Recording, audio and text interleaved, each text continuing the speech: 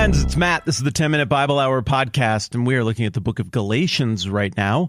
I know pretty much every day somebody new is jumping in here, so if you're new, welcome. This is a great day for you to jump in because you're getting a little reset on the front end of this for what we've done so far this season. For those of you who've been here for a while, this is only going to take a minute, but I think it's going to be very helpful for what we're going to talk about today and maybe tomorrow as well. Okay, here we go. Christianity starts with Jesus and his disciples up north in Galilee, and then it moves down to Jerusalem, and the whole thing takes shape as Jesus has his confrontation toward the end of the Gospels, Matthew, Mark, Luke, and John, with the religious leaders of the day. Ultimately, the Jewish religious leaders and the Romans work together to have Jesus executed on the cross. But, just like he said he was going to do, he comes back to life 3 days later, appears to a whole bunch of people, commissions his followers to go and make disciples of all nations, baptizing them in the name of the Father, the Son, and the Holy Spirit. Boom, there you go. Now Christianity is happening. But Jesus didn't view Christianity as other than the Old Testament. He said authoritatively that he didn't come to abolish the law and the prophets on the Old Testament stuff. He came to fulfill it. So the disciples are going out with that assumption, but the Jewish religious leadership are viewing this as an upstart religion, a cult, some sort of perversion of their thing. And so as soon as Jesus ascends to the right hand of the Father in Acts chapter 1, just real quick after that, the Holy Spirit shows up at the day of Pentecost, and a whole bunch of people become Christians.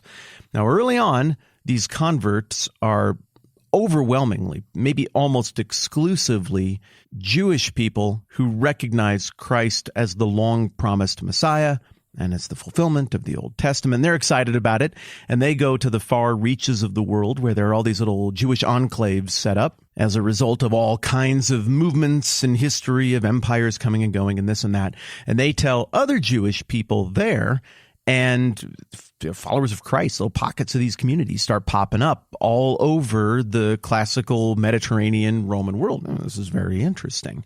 Well, the home office that had Jesus put to death, they get very upset about this, and Jesus' disciples are still sitting right there. So they start hauling them in and interrogating them and occasionally flogging them, but it doesn't work. They can't get these guys to shut up about Jesus, and more people are following Jesus. And so eventually they make an example of a guy named Stephen, a follower of Jesus, by hitting him with rocks until he's dead without even getting Roman approval. And one of the key guys who's there to do it is a dude named Saul. Later he'll be known as Paul. And this causes the disciples of Jesus to largely disperse. Now they are going out from Jerusalem to Judea, that's the larger region, Samaria, a neighboring region, and out to the ends of the earth. And as they get further from the home office of Judaism, they're running into more and more Gentiles. And increasingly, it starts to look like the Gentiles are signing up for this, and all the same miraculous confirmation that was coming from the Holy Spirit for the reality of the conversion of the Jews, well, that same stuff is happening with the Gentiles. Peter himself, one of the three really giant leaders of the earliest days of the church, he has a vision from God and a miraculous experience right after that, whereby a Roman occupier and his household, very, very much Gentiles, become Christians. He then goes back and explains this to the Christian headquarters in Jerusalem, and they're like, yeah, I think that's legit.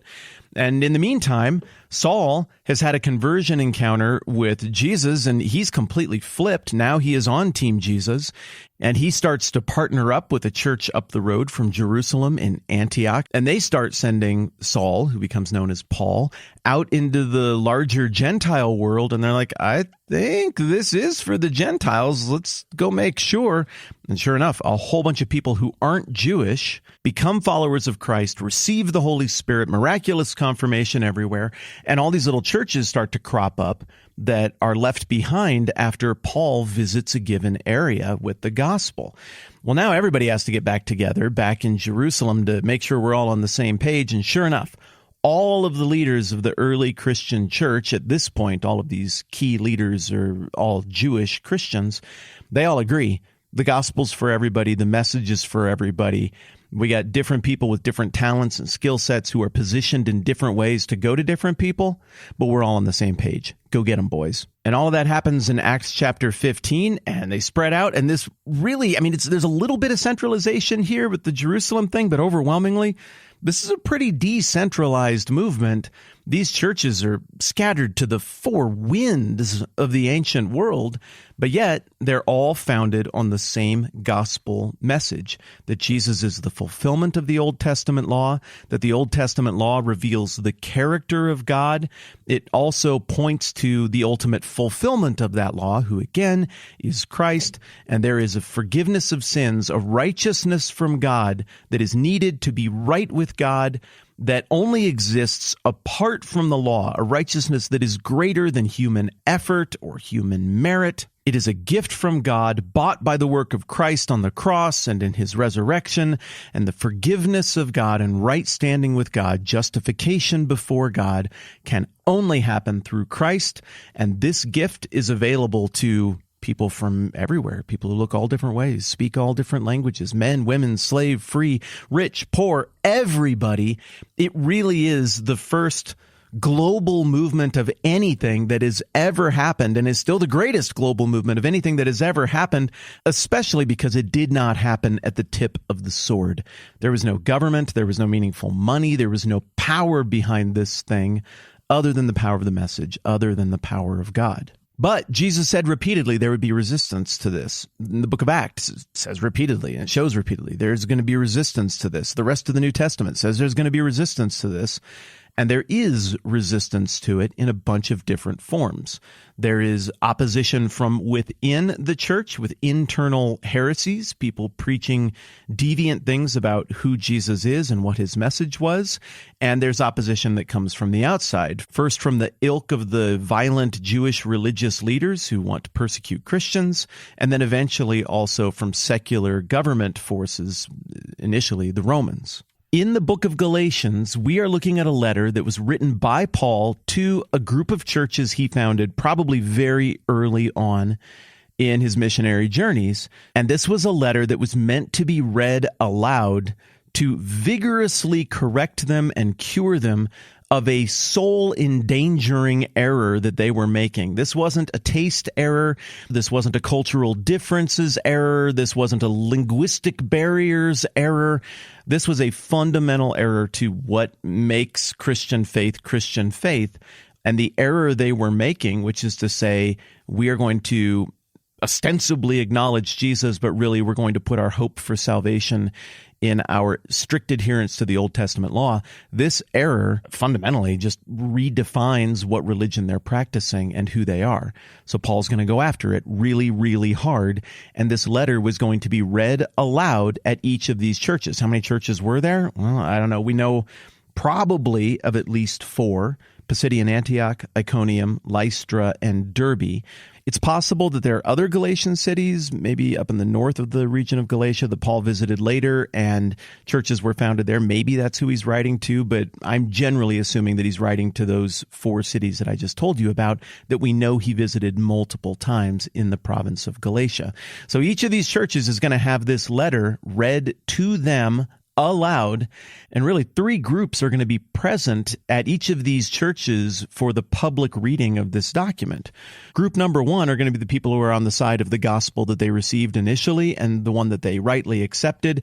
They're going to be on the side of the Apostle Paul. It's going to be difficult for them to keep the smug look off of their faces as they are vindicated by the big dog stepping in and saying how the things actually are.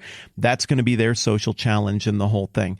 There's also going to be the people who are the opponents of Paul who are there, either the ones who initially came and sowed the dissent in these churches, or the people who quickly adopted what those dissenters and agitators, Paul's word not mine, inflicted upon the church. Their big challenge is going to be to sit through the entire thing without stomping out, and to have the humility to admit that they're wrong as soon as they realize that they're wrong, instead of trying to justify themselves somehow in front of everyone and make the whole situation worse.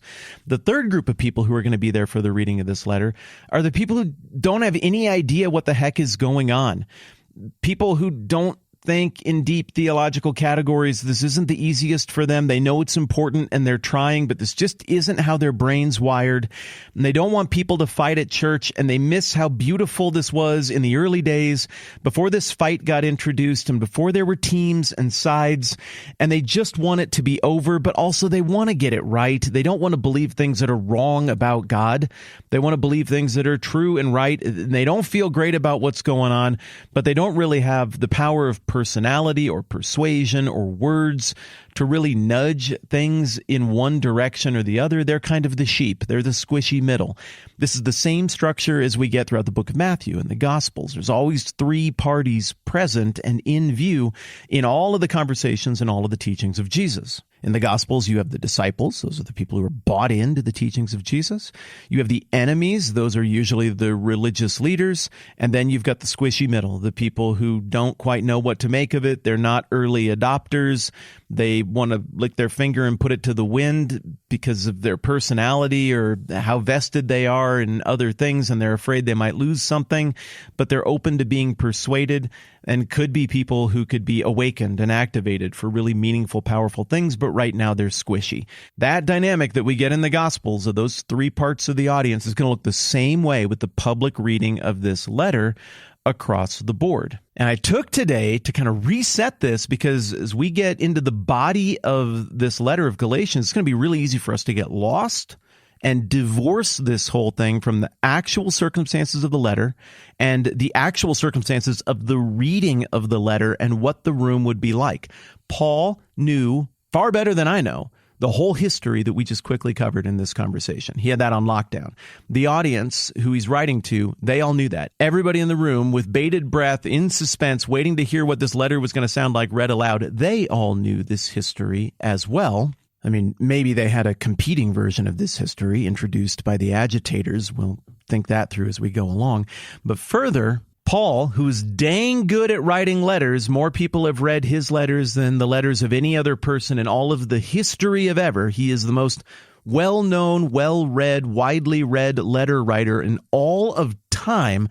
Paul, who is very good at writing letters, knew exactly what the social dynamic was there, and he knew exactly who the three parties were he was writing to there. And we're going to hear him appealing to and firing shots at, turning phrases and making points that are meant to appeal to different parts of that audience at different times. And again, if we don't bear that in mind, this is just going to become sort of this ethereal exercise in thinking vaguely about spiritual things, divorced from any tangible reality or circumstances.